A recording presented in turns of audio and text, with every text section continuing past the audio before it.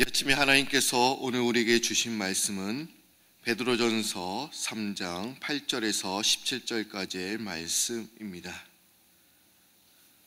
신약성경 베드로전서 3장 8절에서 17절까지의 말씀입니다.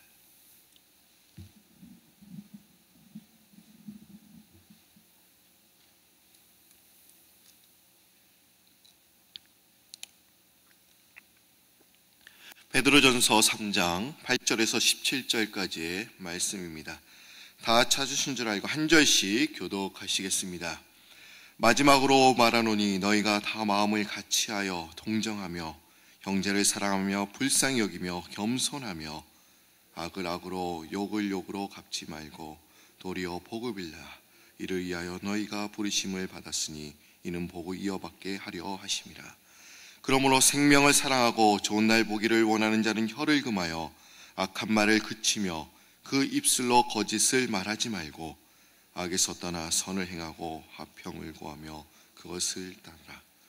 주의 눈은 의인을 향하시고 그의 귀는 의인의 간구에 기울이시되 주의 얼굴은 악행하는 자들을 대하시느니라 하였느니라. 너희가 열심으로 선을 행하면 누가 너희를 행하리요. 그러나 의를 위하여 고난을 받으면 복이 있는 자니 그들이 두려워하는 것을 두려워하지 말며 근심하지 말고 너희 마음에 그리스도를 주로 삼아 거룩하게 하고 너희 속에 있는 소망에 관한 이유를 묻는 자에게 대답할 것을 항상 준비하되 온유와 두려움으로 하고 선한 양심을 가지라. 이는 그리스도 안에 있는 너희의 선행을 욕하는 자들로 그 비방하는 일에 부끄러움을 당하게 하려 함이라. 선을 행함으로 고난받는 것이 하나님의 뜻일진데 악을 행함으로 고난받는 것보다 나으니라. 아멘. 이제 말씀을 듣기 전에 우리 한번 옆에 있는 분들과 인사를 나누도록 하겠습니다. 잘 오셨습니다. 반갑습니다. 이제 이 한 주간 우리가 시작이 되는데 여러분이 이제 말씀으로 또 힘을 얻고 또 이 한 주간 승리하는 여러분들이 되시기를 바랍니다. 카톨릭 복음주의자 가운데 헨리 나우넨이 있습니다. 이분은 예일대학 또 하버드대학에서 교수로 지낸 분입니다. 그의 저서는 아주 유명해서 개신교들에게도 그의 책을 많이 접하고 있습니다. 저도 이분의 책을 많이 읽었습니다. 대표적인 저서들이 참 많이 있습니다. 예수님의 이름으로, 영성의 씨앗, 그 외에도 많은 책이 있습니다. 그런데 이 사람의 일생에서 1985년은 아주 중요한 해였습니다. 1985년 초에 불란서에 있었던 정신지체아들을 모아서 수용하면서 그들을 섬기고 양육하는 라르시라는 공동체 한 지도자가 이제 예일 대학으로 이제 헨리 나우엔 교수를 방문하게 되었습니다. 헨리 나우엔은 그 공동체의 지도자로부터 처음으로 정신지체아들에 대한 이야기를 듣게 되었습니다.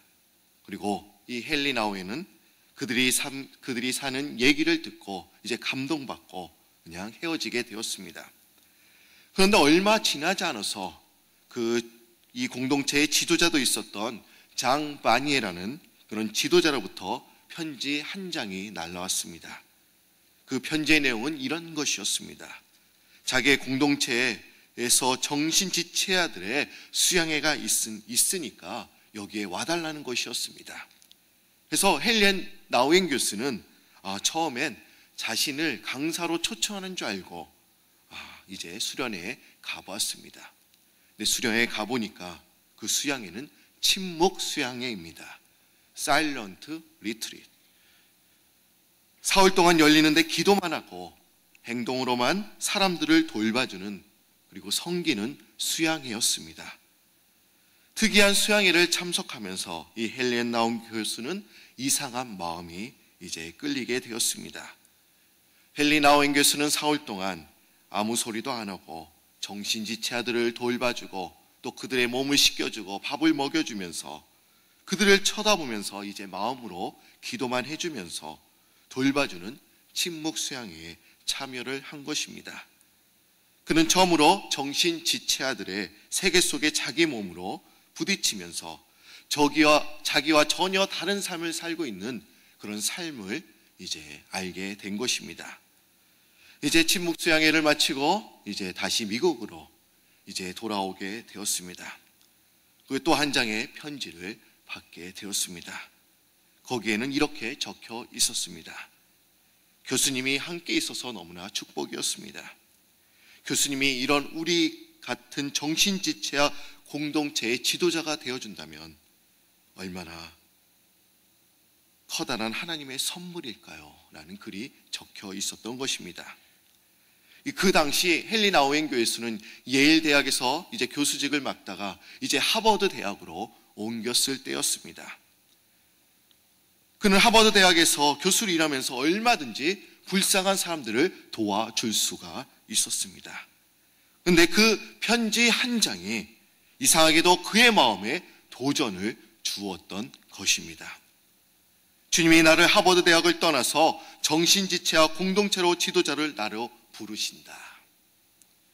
그의 마음에는 자꾸 그런 부르심이 느껴져 이제 갈등하기 시작했습니다.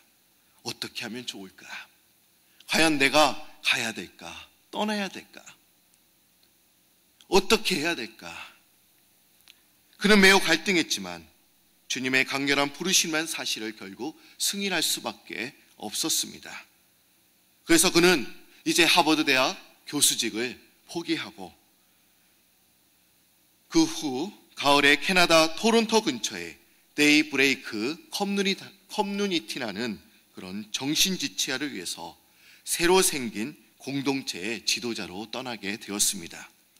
그곳에는 단지 6명의 정신지체아들밖에 없었습니다. 그는 단 6명과 함께 살아가기 위해서 하버드 대학의 교수직을 버린 것입니다. 그런데 그는 그의 일지에 이렇게 기록하고 있습니다. 이상하다. 이것은 희생이고 이것은 지금까지의 삶을 뒤엎은 나의 새로운 삶이었음에도 불구하고 웬일인가. 이상한 마음의 평안이, 이 놀라운 평안이여 자유여, 이렇게 일지를 기록하고 있는 것입니다. 여러분도 헨리 나우엔처럼 이런 하나님의 부르심을 경험하셨습니까? 저도 하나님이 부르셨을 때 하나님, 저는 이 길이 아닙니다. 어떻게 제가 이 길을 갈 수 있을까요? 아니, 하나님께 여러 번, 아니 수십 번 제가 하나님께 질문했던 적이 있습니다. 제가 원래 목회자의 길을 걸 때도 제가 하나님 이 길을 가겠습니다라고 제가 서원했던 것이 아닙니다. 저희 아버님이 서원하셨어요. 아버님이 서원하셨으면 제가 한 게 아니잖아요. 그런데 이상하게 제가 힘들고 어려웠습니다. 이 길까지 오기.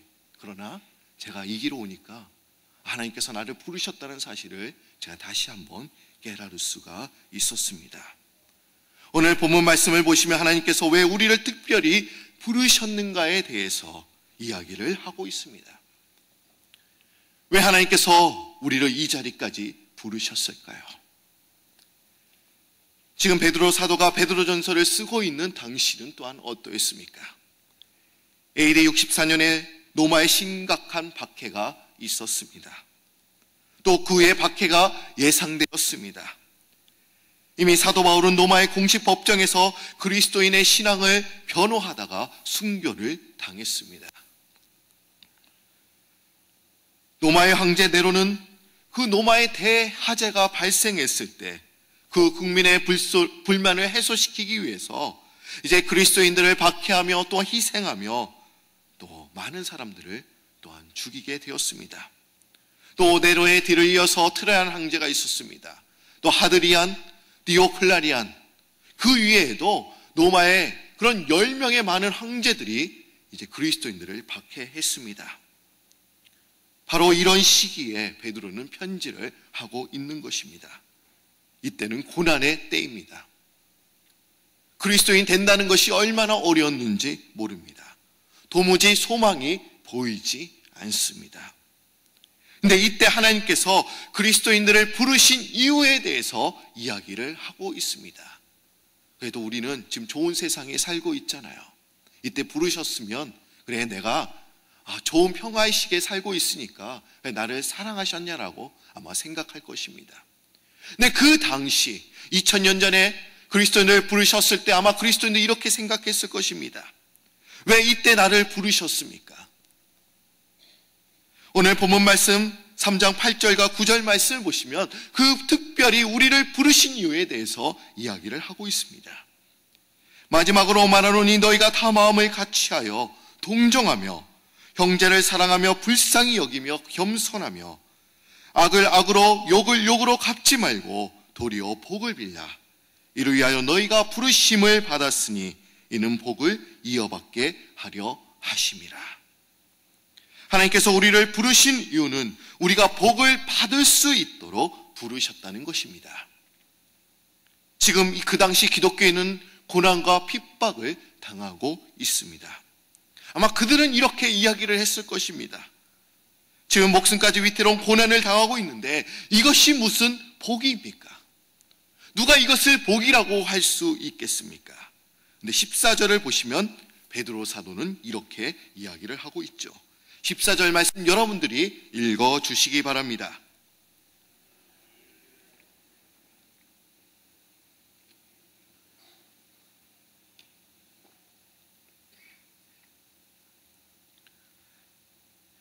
부활절이 이제 지난 지 8일이 되었는데 주무시는 분들이 많으신 것 같아요.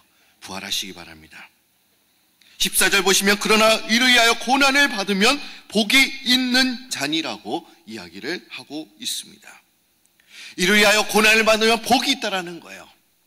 여기서 말하는 이란 무엇을 말하는 것입니까? 우리가 위를 말할 때 사회정의 저스티스를 보통 이야기를 합니다. 맞습니다. 그것도 의에 속합니다. 그러나 성경에서 말하는 의는 하나님의 율법과 계명을 잘 지키는 것을 의라고 이야기를 합니다. 그리고 하나님의 말씀에 순종하는 것을 의라고 이야기를 합니다. 그래서 노아 당시에 하나님께서 노아만을 의인이라고 말하고 있습니다. 그 이유는 하나님의 말씀에 순종했기 때문에 그렇게 하나님께서 불러주신 것입니다. 로마서 3장 28절을 보시면 그러므로 사람이 의롭다 하심을 얻은 것은 율법의 행위에 있지 아니하고 믿음으로 되는 줄 우리가 인정하노라. 우리가 믿음으로 하나님의 말씀을 순종하면 하나님께서 우리를 의로운 자로 여겨주신다라고 말씀하고 있습니다. 그런데 우리가 하나님의 율법과 계명을 지키고 하나님의 말씀에 순종하면 또한 어떻게 되냐, 우리는 고난을 받을 수도 있습니다. 그런데 13절을 보시면 베드로 사도는 또한 이렇게 이야기를 하고 있죠. 또 너희가 열심으로 선을 행하면 누가 너희를 해하리요. 여러분, 이 말이 맞습니까? 그 당시 기독교인들을 선을 행했던 자들이었습니다. 그러나 고난과 핍박을 당했습니다. 목숨을 내놓아야 할 지경까지 이르렀습니다. 네, 바울 사도가 이런 이야기를 한 것은 분명 기독교인들의 육체적인 것을 해할 수는 있지만 근본적으로 영혼까지는 해칠 수가 없었기 때문에 이렇게 이야기를 한 것입니다. 분명 그리스도를 믿지 않는 사람들은 우리를 공격할 수가 있습니다.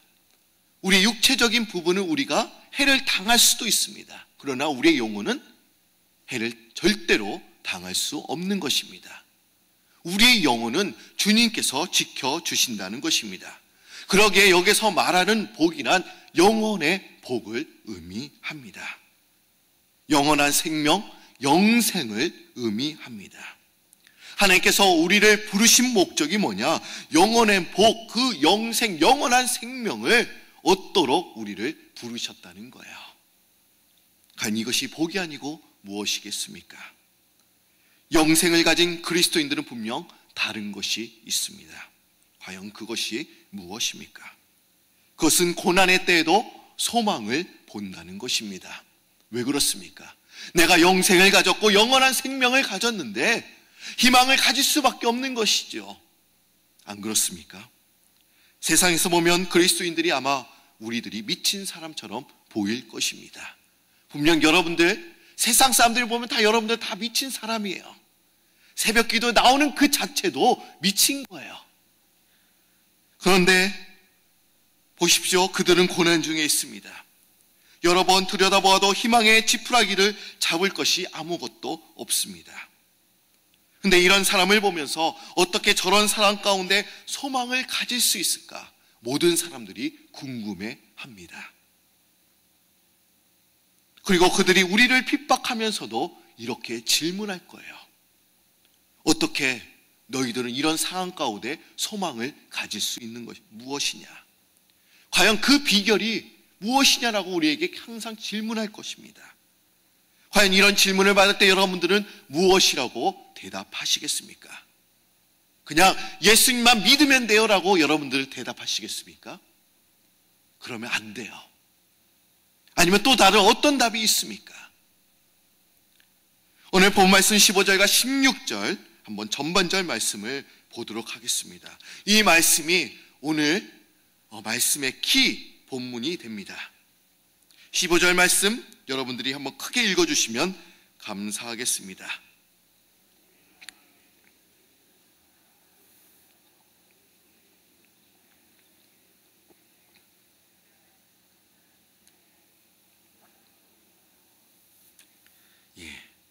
아직도 부활하시지 않은 분이 계신 것 같아요. 그래서 제가 읽어드리겠습니다.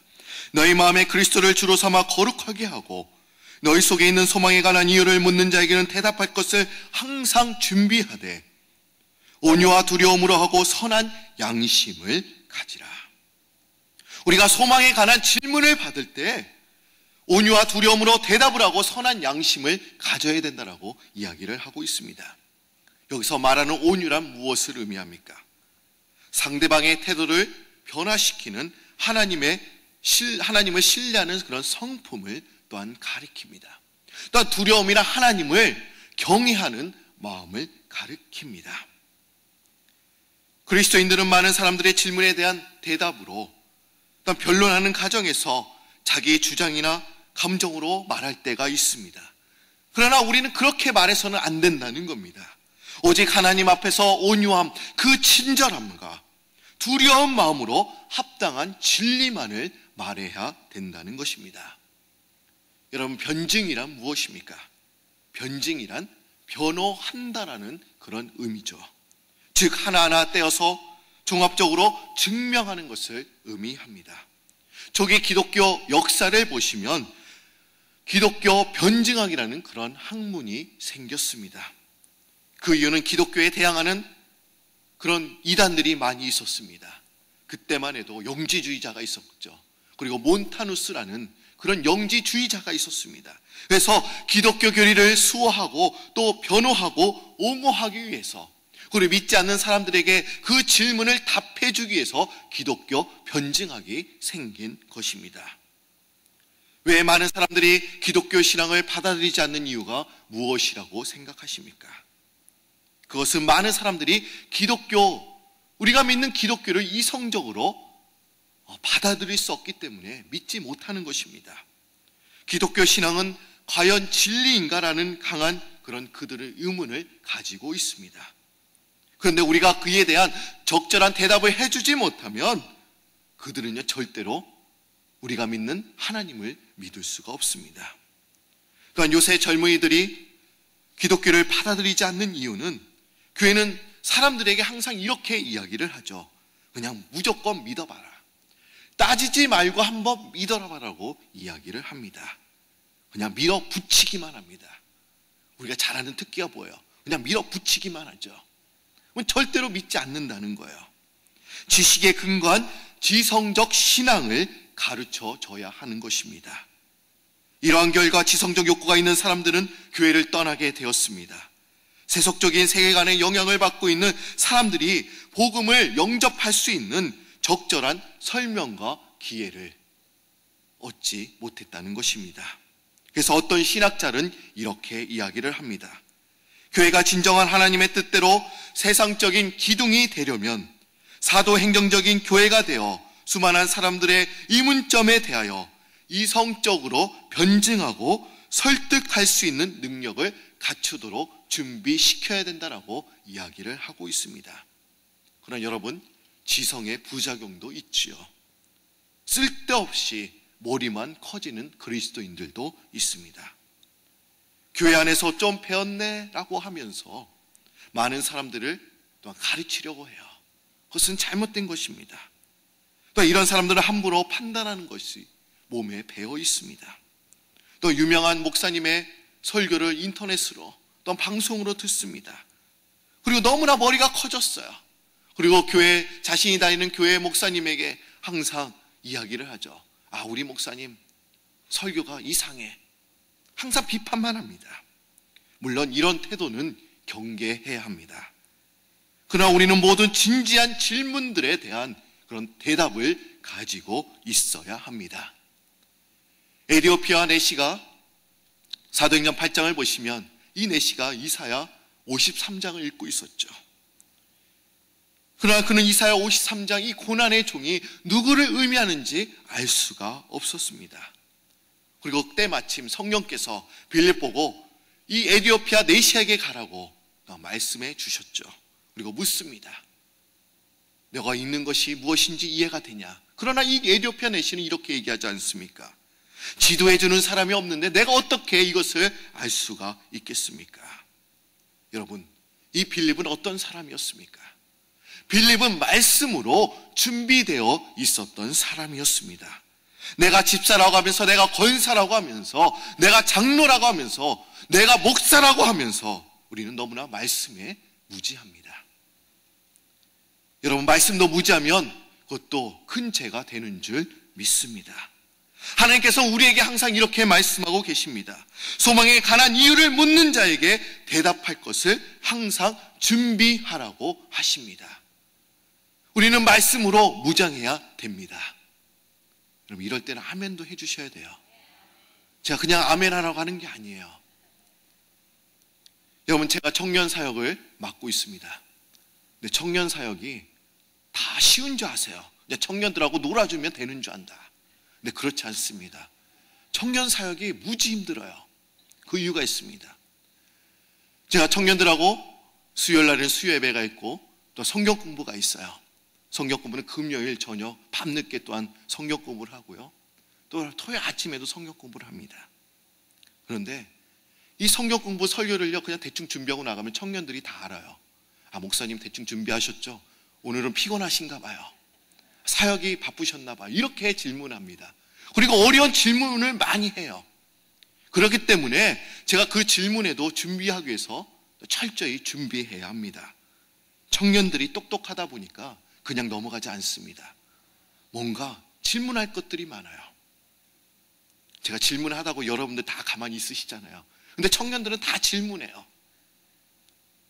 근데 집에 오면 또 아내가 신앙에 관한, 성경에 관한 질문을 합니다. 내가 사역 끝났으면 집에서 편히 쉬어야 되는데 또 아내가 질문해요. 근데 그 아내가 하는 질문들이 다 쉬운 질문 안 하죠. 자기도 모르니까. 그리고 진짜 어려운 것들만 또한 저한테 질문을 합니다. 제가 항상 어려움을 겪고 있어요. 지저스 크라이스트 슈퍼스타라는 뮤지컬에서 가룟 유다의 죽은 영혼의 노래가 나옵니다. 유다의 노래는 이런 부분이 있습니다. Why did not you tell me? 왜 나에게 말하지 않았습니까? 예수님의 부활을 진작 알았더라면 예수님을 팔지 않았을 거라는 그런 가사 내용이 있습니다. 가룟 유다는 무엇을 좀 아는 채 했지만 사실은 무식해서 실패한 것입니다. 예수를 믿지 않는 사람들이 무엇을 좀 아는 것처럼 똑똑한 척하지만 사실은 잘 모르기 때문에 믿지 못하는 것이고 나중에 깨닫고 알게 될 때는 후회하게 되는 모습을 우리는 종종 보게 됩니다. 우리가 어떤 질문을 받든지 간에 우리는 항상 대답할 수 있는 그런 준비가 되어 있어야 합니다. 왜 우리가 그렇게 일식백천 성경 통독을 그렇게 강조했습니까? 또 우리가 왜 성서대학에서 말씀을 배워야 합니까? 라고 우리가 왜 말하는 것입니까? 여러분, 믿지 않는 사람들은 우리에 대해서 질문할 것들이 너무나 많이 있어요. 또 이단들이 우리를 공격해 옵니다. 근데 여러분들 무엇을 가지고 그들과 싸우시겠습니까? 우리가 싸울 무기는 하나님의 말씀밖에 없습니다. 이 성령의 검으로 하나님의 말씀으로 그들과 우리가 싸워야 합니다. 우리가 그 대답으로 질문한 사람들이 우리가 올바른 그런 지적인 그들이 납득할 만한 그런 우리가 답을 해준다고 한다면 그들이 예수 그리스도를 받아들일 수가 있습니다. 또 우리에게도 유익한 점이 있어요. 우리가 알지 못했던 그 말씀을 통해서 우리의 신앙이 한 단계 한 단계 업그레이드 된 것을 또한 우리 자신을 발견할 수 있습니다. 왜 하나님께서 우리를 특별히 부르셨습니까? 우리에게 복을 주시기 위해서, 영생을 주시기 위해서, 영원한 생명을 주시기 위해서 또한 우리를 부르셨습니다. 우리가 그 영생을 가졌기 때문에 우리가 어떤 어려움이 와도 우리는 소망을 가질 수가 있습니다. 그리고 그 소망 때문에 믿지 않는 사람들이 묻습니다. 너희들이 어떻게 그렇게 소망을 가질 수 있냐? 그럴 때 우리는 담대히 우리는 그 질문에 대답할 수 있는 여러분들이 되시기를 바랍니다. 여러분, 좀 말씀을 공부하시길 바랍니다.